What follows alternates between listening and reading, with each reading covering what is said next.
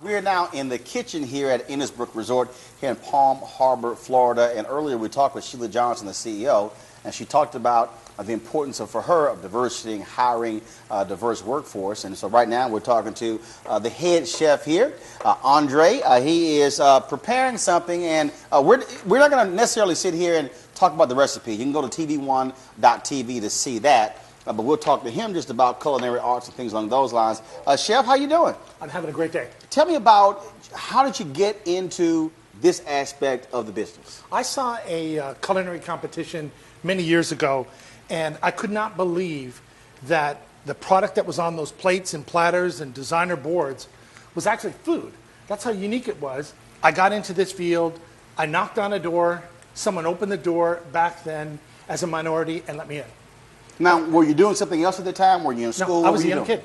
I was just a young man, and it was just something I believed in and followed that path as an apprentice, and it has taken me all around the world, and at a very high level as being one of the top chefs in the United States, and you get the celebrity status and things like that. However, I have an understanding that I'll give back, opening doors and creating opportunities, and that kind of fell into Sheila Johnson's vision for Salamander, and it actually worked out very well because her beliefs were very, very similar to mine. I don't think a lot of young African Americans really understand the opportunities that exist in culinary arts. Well, the opportunities are there, but you have the passion, and it comes down to discipline. This is an extremely hard job as you're climbing the levels. Right. Once you get into a kitchen, whether you're the fry cook at a local fast food environment, and then you have aspirations. Television has opened up a world of opportunities. And then when you get into a resort like this one, and we have servicemen and women here that are from the armed forces, all different walks of life, all different age brackets. But once you get here, they can see that if you're in there, our bakery, and we have a pastry chef from Switzerland, he's a teacher.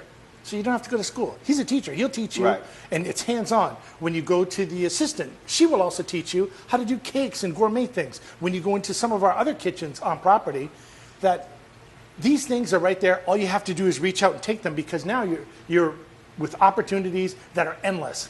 Well, here's what's amazing to me, if you really step back and think about it, we all eat.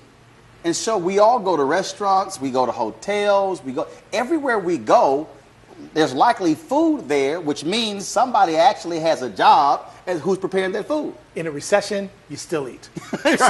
Someone is in restaurant. You are not going to be out of work. Folks will still eat. I can do the best burgers. I can do the best PB&J, and I can also do things like this. But the people that are believing in the passion that you put forth on a plate, there's nothing more personal than what you're putting on a plate, whether it's to a guest. But the hard piece that everyone needs to understand, when you go off and you embark on this career, as you're going forward, you don't have to worry about making $60,000, $70,000, $80,000.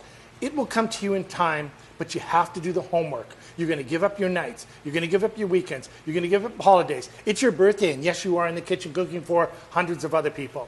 It will come to you, but it is so disciplined because you're constantly learning. Right. So there's somebody out there, whether they're young, whether they're older, what are 3 things they should develop to be a great chef? When I bring that plate and put it in front of you as my guest, it's the visual piece. And then you're going to catch that scent. So you catch that scent, and the next thing you want to do is taste it. So putting those combinations together, we've seen people do all kinds of strange things, because in order to get a job here, you also have to remember you got to do a cooking test. And you get 3 or 4 different things that kind of shows us how you feel about food and how you take care of your work environment. If it's a mess, doing a little demonstration for 10 of the chefs here, you're probably going to be a mess going forward. So you have to have clean work habits, and this is not an apron per se. Right. This is not a towel and all the other things. So it's a chef code. You have to respect it.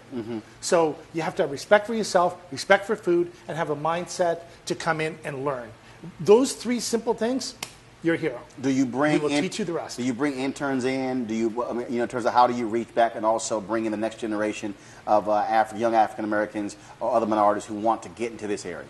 We have students with us now. We have a great relationship with several of the local schools, and we've had people come here from Seattle and Portland, Oregon, and from as far south as we can go in the Keys that come up here that want to be a part of this. Boston, Chicago, Minnesota.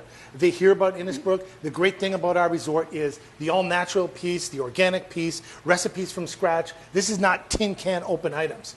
You're going to get to learn about food. 12 minutes, 12 miles away from here, you can go and see asparagus. You can go and see our lettuces. You can go and see herbs grown. And we give them a notice. This is how much we want. And it comes to us. So you're going to learn and explore food when you're on this property. And see, I bet all of you didn't think all of this stuff happened. This is the behind the scenes at a resort like Innisbrook. And this is a cheese, asparagus wrapped in cheese. Right. You call it, what do you call it? You got some name for it? Some fancy name for it? This is the Roland Special, because I know how passionate he is about asparagus and cheese. eating healthy. Right. And cheese. Right. Things that are good for you. Green is good. Chef got jokes. Green is good. Money is good. But to be perfectly honest with you, I'm a chocolate brother. All right? Chef Andre. Why are we not surprised? We appreciate it.